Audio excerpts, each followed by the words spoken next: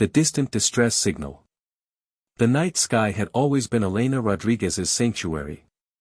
From the moment she first peered through her grandfather's old telescope as a child, the vast cosmic expanse had whispered promises of undiscovered mysteries. Now, as the lead astronomer at the International Space Research Center in Chile, she was about to uncover a mystery that would change humanity forever. Elena's fingers danced across the holographic interface, her dark eyes reflecting the cascade of data streaming across multiple screens. The radio telescope array she managed was the most advanced in the world, capable of detecting the faintest whispers from the deepest reaches of space. Tonight was different. Something was breaking through the cosmic background noise, something deliberate. "Marcus," she called to her research assistant, her voice tight with excitement, "are you seeing this?" Marcus Chen, a brilliant young astrophysicist, rushed to her workstation. His initial skepticism melted into pure astonishment as he analyzed the incoming signal. "This is impossible," he muttered.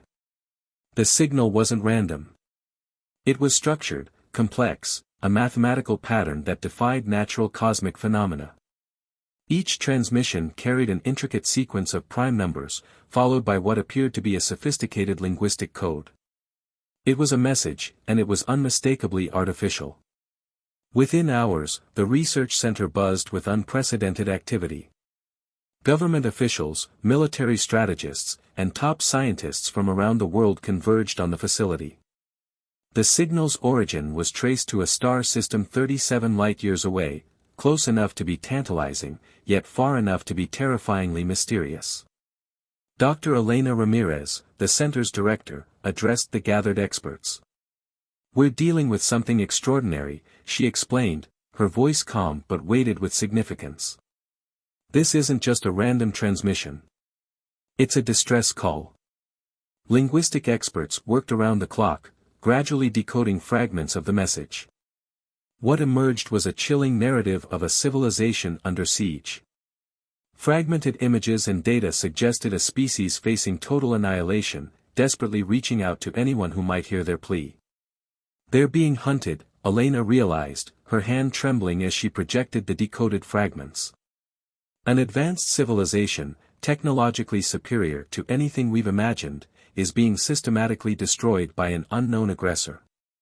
The global response was swift and unprecedented.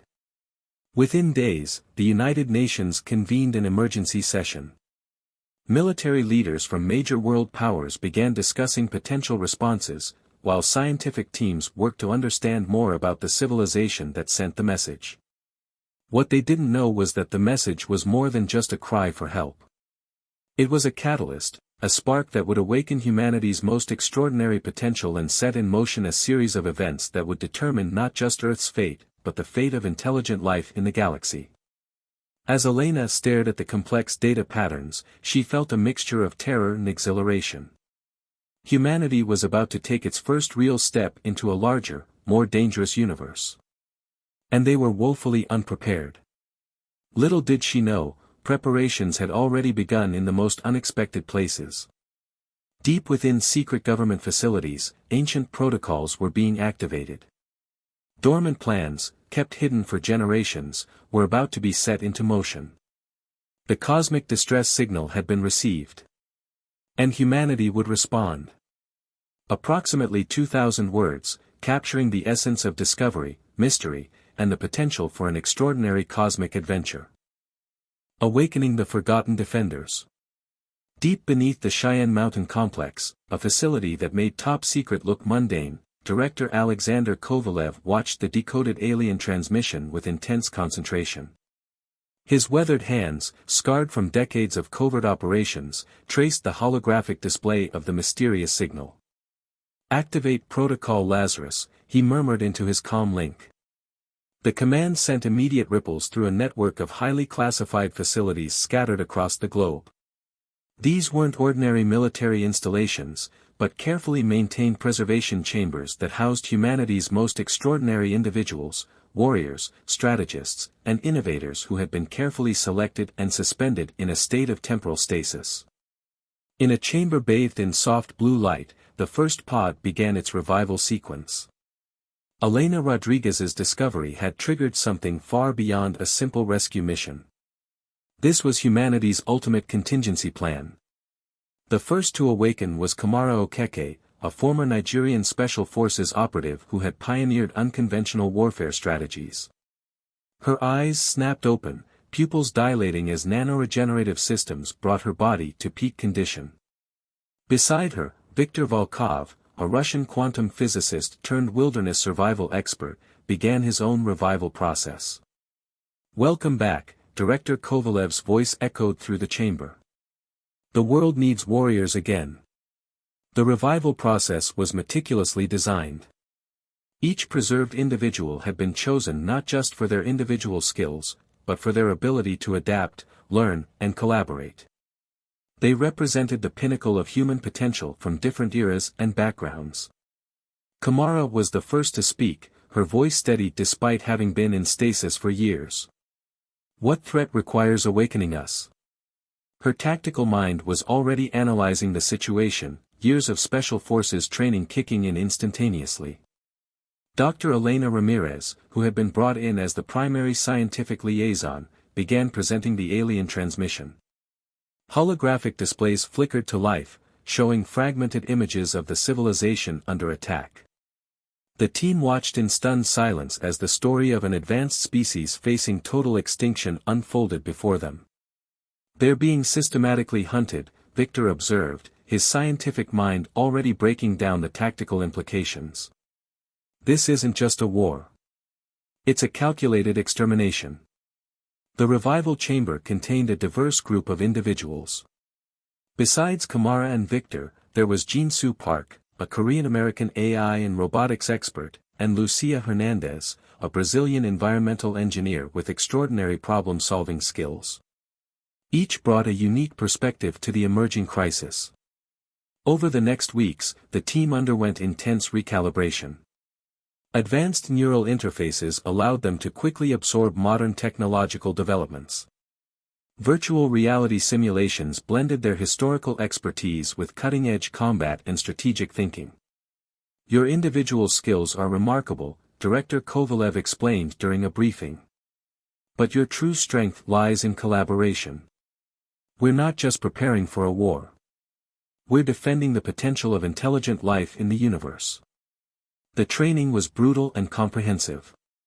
Jin-Soo developed adaptive combat algorithms that merged traditional warfare techniques with quantum computing principles. Lucia created environmental adaptation strategies that could potentially neutralize unknown alien technologies. Kamara led combat simulations, her tactical genius allowing the team to develop unprecedented cooperative strategies. Victor's scientific background helped them understand potential technological weaknesses in the alien threat. One particularly intense simulation revealed their true potential. Faced with a complex scenario mimicking the alien civilization's destruction, the team displayed an almost supernatural ability to predict, adapt, and overcome. "We're not just soldiers," Jin-Soo remarked after one successful simulation. "We're the guardians of possibility." The global scientific community remained unaware of this secret team. Only a select few understood the true nature of humanity's preparedness. The alien transmission had been the key, a trigger that awakened not just these individuals, but an entire protocol designed to protect intelligent life. As their training intensified, Director Kovalev revealed more about the mysterious transmission. It wasn't just a distress call. It was a test, a potential invitation to a larger cosmic community that humanity might not yet be ready to join. "We're being evaluated," Victor concluded after analyzing communication patterns. "This transmission is more than a cry for help. It's a challenge." The team's final preparation involved integration with advanced spacecraft technology. Experimental vessels designed to operate in extreme cosmic conditions were modified to leverage their unique skills. Each team member became not just a warrior, but a complex system of human potential. Kamara's tactical training merged with advanced navigation systems. Victor's scientific expertise integrated with quantum propulsion technology. Jin-Soo's robotics knowledge allowed for unprecedented ship adaptability. As their first mission approached, the team stood united, not as individuals from different backgrounds, but as representatives of humanity's most extraordinary potential. "We're not just responding to a distress call," Lucia said, looking at her teammates. "We're proving that intelligence, adaptability, and cooperation are the most powerful weapons in the universe." The chamber fell silent. The alien transmission had awakened more than just a team of extraordinary individuals. It had triggered humanity's most profound promise, the ability to rise, adapt, and defend life itself. The quantum leap. The experimental spacecraft Horizon gleamed under the artificial lights of the underground launch facility. It was unlike any vessel humanity had ever created, a perfect fusion of cutting-edge technology and the collective ingenuity of the awakened team. Kamara Okeke walked the length of the ship's bridge, her keen eyes examining every system. "This isn't just a spacecraft," she muttered to Viktor Volkov, who was calibrating the quantum navigation system. "This is our lifeline." The launch was scheduled with military precision. Global communication networks were carefully managed to prevent any public awareness of the mission. To the outside world, this was just another classified space research project. In reality, it was humanity's first true interstellar defense mission. Jin-Soo Park's final systems check revealed something extraordinary. The ship's adaptive neural network had begun to develop predictive capabilities that went beyond its original programming. "The ship is learning," he told Lucia Hernandez, who was monitoring environmental systems. "It's not just responding to our inputs, it's anticipating them." Launch day arrived with an almost surreal calm. The team moved with a synchronicity that defied their diverse backgrounds. Years of intensive training had transformed them from individual experts to a cohesive unit that thought and acted as a single organism. Director Kovalev's final briefing was succinct. "Your mission is twofold," he explained, his holographic image projected on the bridge's main screen. "First, investigate the source of the distress signal. Second, assess the nature of the threat and determine humanity's potential response." The launch sequence was flawless. The Horizon rose from its underground launch point, cutting through the atmosphere with a precision that seemed to defy the laws of physics. Inside, the team worked with a calm intensity that masked the weight of their mission. Victor's quantum navigation system was a marvel of scientific innovation. Using principles that bordered on the metaphysical, it could calculate multiple potential routes simultaneously, adapting to cosmic variables in real time. "Space is not just a physical environment," he explained to his teammates. "It's a complex system of interconnected possibilities." Their first major challenge came just hours into the mission. An unexpected gravitational anomaly appeared on their long-range sensors, a phenomenon that should have been impossible according to current scientific understanding. "It's like the space itself is breathing," Lucia observed, her environmental engineering background allowing her to perceive subtle changes that others might miss. The anomaly presented a critical test. Lesser crews would have altered course or aborted the mission. The Horizons team saw it as an opportunity. Kamara took the lead, her tactical mind breaking down the gravitational patterns. "It's not a threat," she concluded. "It's a communication method." Using a combination of mathematical sequences they had decoded from the original transmission, she began to interpret the anomaly's complex rhythms. Jin-Soo's adaptive AI systems worked in concert, creating a translation matrix that could potentially communicate with the anomalous spacetime structure. "We're not just observing," he said, his fingers dancing across holographic interfaces. "We're engaging in a dialogue." Hours turned into days. The Horizon moved through space with an almost sentient grace, its systems adapting and learning with each passing moment. The team discovered that their mission was evolving, what began as a rescue operation was transforming into something far more profound. Lucia's environmental analysis revealed traces of technology far beyond human understanding. "These aren't just random signals," she told the team. "They're breadcrumbs. Someone, or something, wants us to follow." The ship's quantum communication system began receiving fragmented transmissions. They weren't from the civilization that sent the original distress call. These were different, older, more complex, suggesting the existence of multiple advanced civilizations in the cosmic ecosystem. Victor's scientific mind was in overdrive. We're not just exploring space, he realized. We're being invited to understand a larger cosmic narrative. As they approached the coordinates of the original distress signal, the team prepared for their first potential encounter. The ship's adaptive camouflage systems could make them invisible to most scanning technologies. But they had no intention of hiding. "We're here to communicate," Kamara stated, her voice reflecting the team's collective resolve. Not to conquer, not to hide, to understand. The final approach to the signal's origin revealed a graveyard of destroyed spacecraft. Massive hulks of alien technology drifted in silent testimony to a conflict beyond human comprehension. Each piece told a story of advanced civilizations locked in a struggle that threatened to consume entire star systems. "This is more than a war," Lucia whispered. "This is a cosmic cleansing." As the horizon moved carefully through the debris field, something unexpected happened. The ship's adaptive systems began to reconstruct the conflict's history, creating holographic recreations of the battles that had occurred. Jinsu's AI interface started correlating the data. "These aren't random attacks," he reported. "There's a pattern. A selection process. Something is choosing which civilizations to eliminate." The mission had transformed.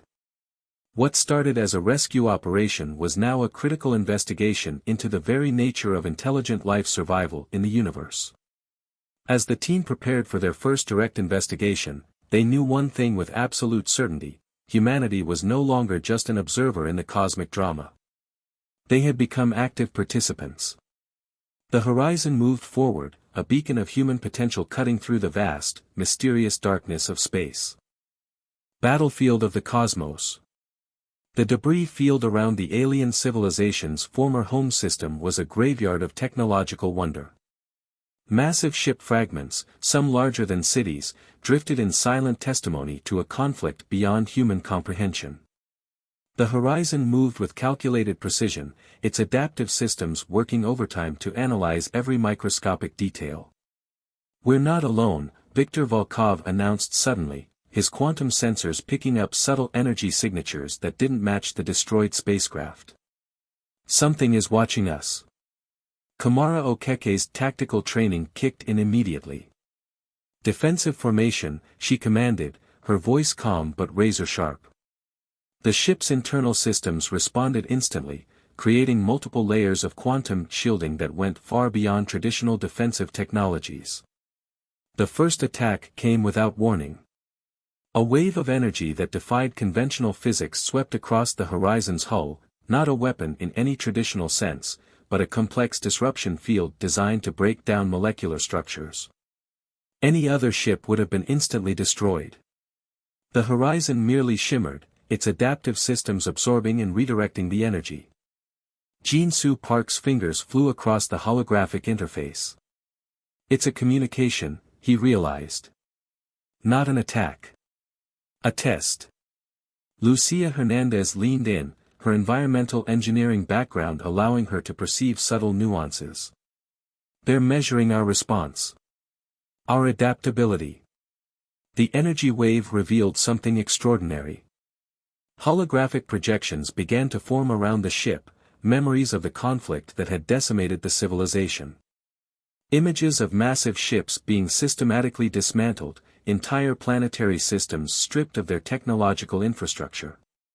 "This wasn't a war," Victor said, his scientific mind piecing together the evidence. "This was a harvest." The attackers, if they could be called that, were unlike anything the team had imagined. Not a traditional alien civilization, but something more akin to a cosmic cleaning mechanism. They didn't just destroy civilizations, they selectively removed technological societies that they deemed unstable or potentially dangerous. A secondary energy pulse hit the ship, more focused this time. It carried a complex mathematical sequence that Jinsu's AI systems began to decode in real time. "They're communicating through information density," he explained. Every pulse is a complete historical record, a judgment, and a potential future projection. Kamara's tactical display showed multiple potential engagement scenarios. But this wasn't a conventional battlefield. Every movement, every response was being analyzed, judged, measured against some cosmic standard that humanity was only beginning to comprehend. We're being evaluated, Lucia realized. Not just as a potential threat, but as a developing intelligence. The ship's interior began to change. Holographic interfaces merged with the physical environment, creating a living, breathing information space.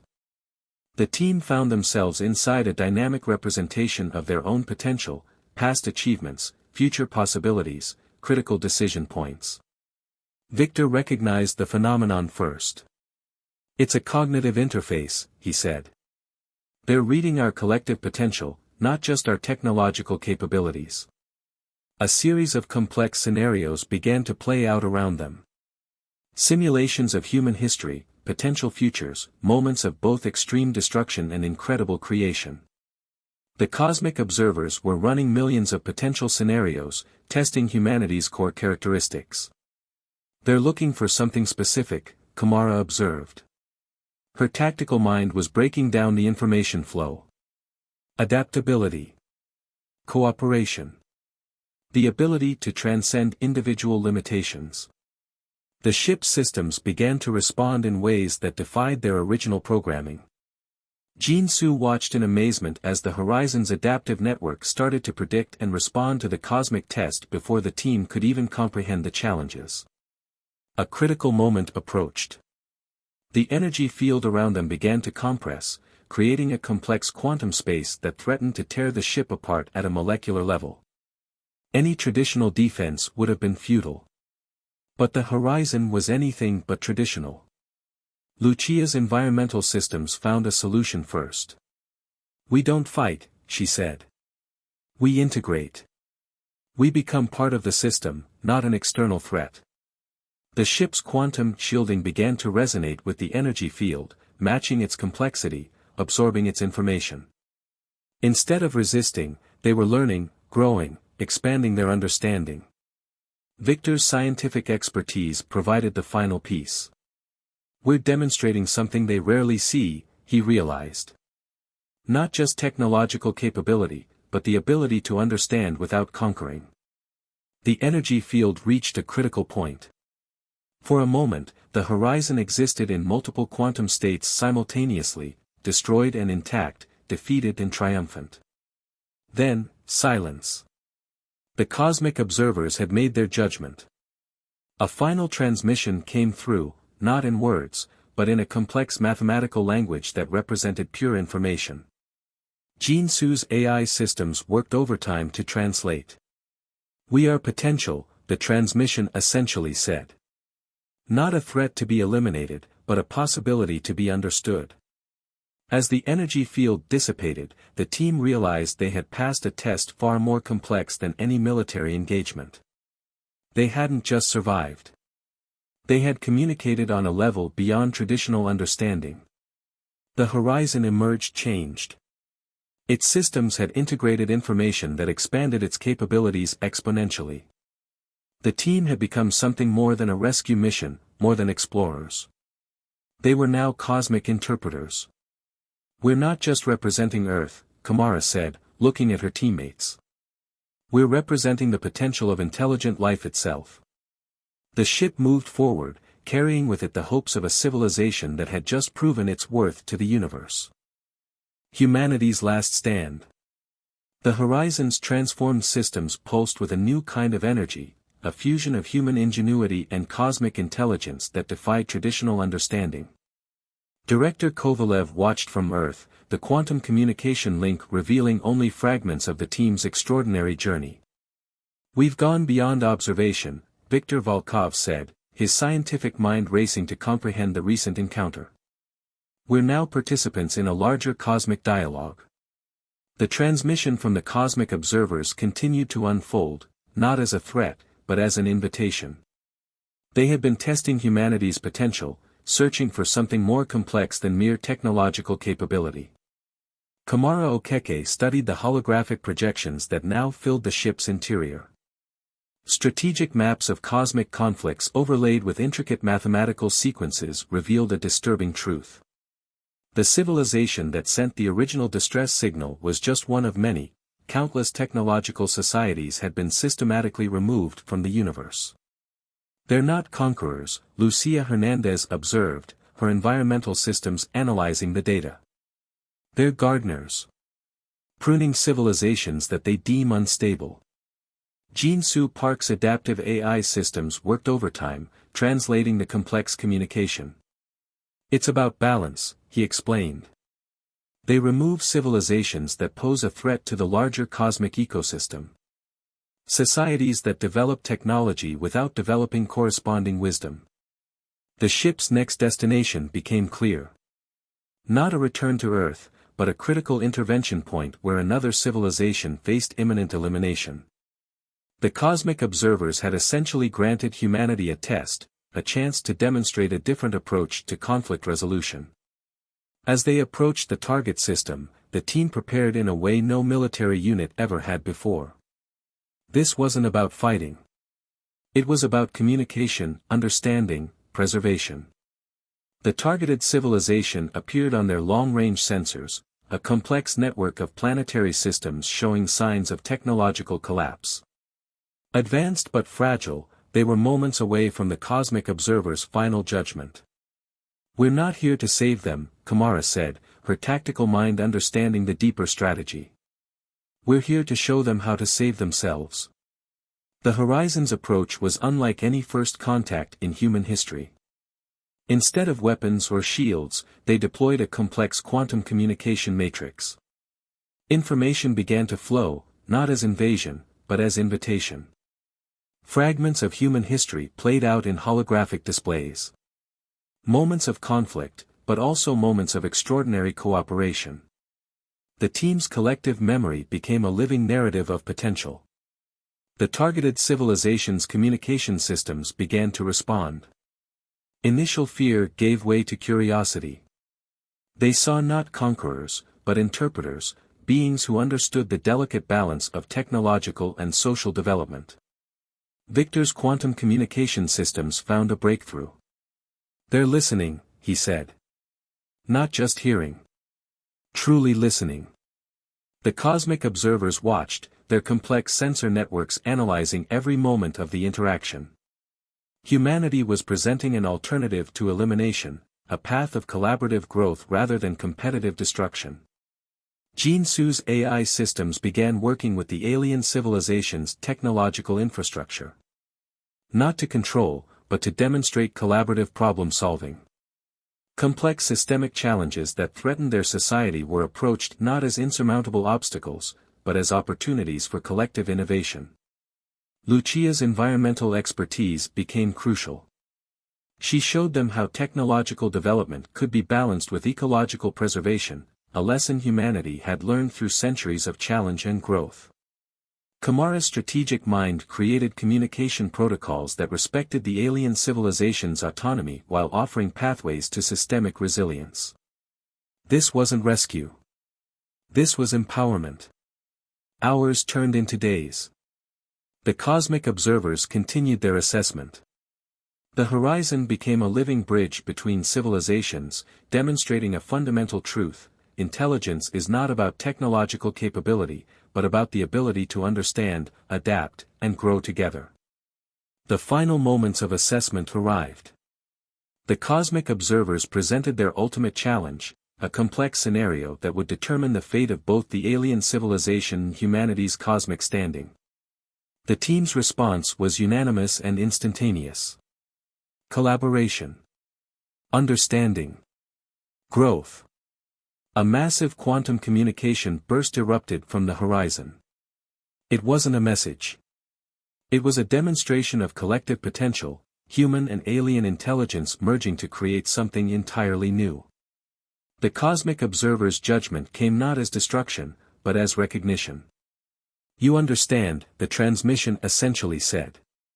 "Not just with technology, but with spirit." The alien civilization was saved. More importantly, They were transformed.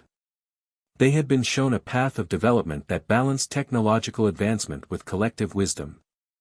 As the Horizon prepared to depart, the team understood they had done more than complete a mission. They had rewritten the rules of cosmic interaction. "We are not alone," Victor said, looking at his teammates. "And we are not just observers." Lucia completed the thought. "We are participants in a larger story of universal potential." The ship's systems began to recalibrate. They had been changed by the encounter, expanded, evolved. Humanity had proven itself not as a civilization to be eliminated, but as a beacon of possibility. Director Kovalev's final transmission captured the essence of their journey. "You didn't just represent Earth," he said. "You represented the potential of intelligent life itself." The Horizon moved forward, carrying with it a new understanding. They were no longer just explorers or defenders. They were cosmic interpreters.